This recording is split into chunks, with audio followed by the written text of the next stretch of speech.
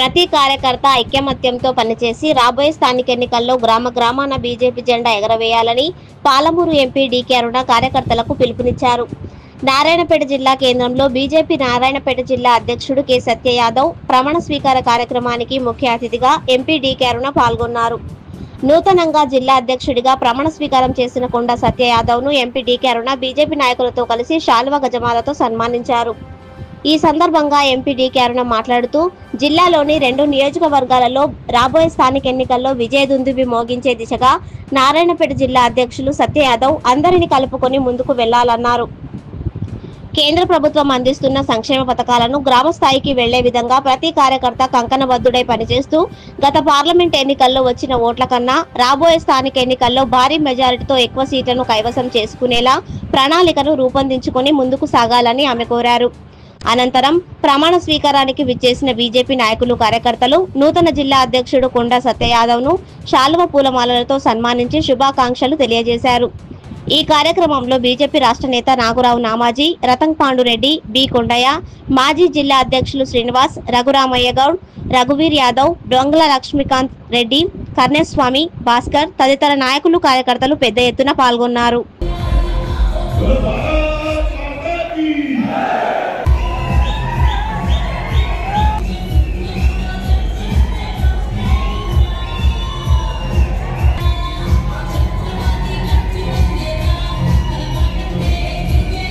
రాష్ట్ర ప్రభుత్వం బీసీలకు, ఎస్సీలకు, ఎస్టీలకు ఏదైతే మాట చెప్పిందో ఎన్నికల ముందు ఆ మాట నిలబెట్టుకోవాలి. వారి కోసం మనం పోరాటం చేయాలి. వాళ్ళకి ఇవ్వాల్సిన నిధులు పూర్తిగా వాళ్ళకి అందజేయాలని చెప్పి పోరాటాలు చేయాలి.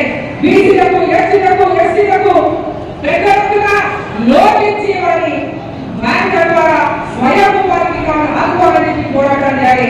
వారి ప్రజలు వారికి కేటాయించాలని చెప్పి పోరాటం చేయాలి. ప్రతి ఒక్క కార్యక్రమాన్ని భారతీయ జనతా పార్టీ తీసుకొని కేంద్ర ప్రభుత్వం తీసుకున్న ప్రతి ఒక్క పథకాన్ని రాష్ట్ర ప్రభుత్వం అమలు చేయాలని మనం పోరాటం చేయాలి.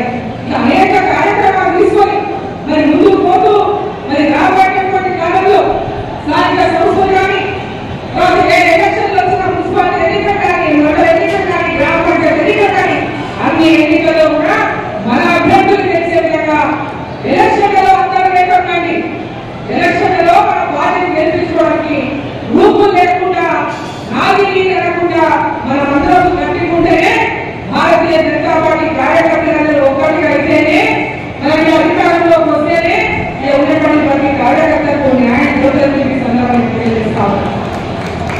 ప్రతి కార్యకర్త బయట ముందు నాయకత్వంలో మీరు పట్టించుకోకండి. కార్యకర్తలు బయట నాయకులు కొట్లాడుకుంటూ బయట బాగాపోతారు. వారిని పట్టించుకోవద్దు.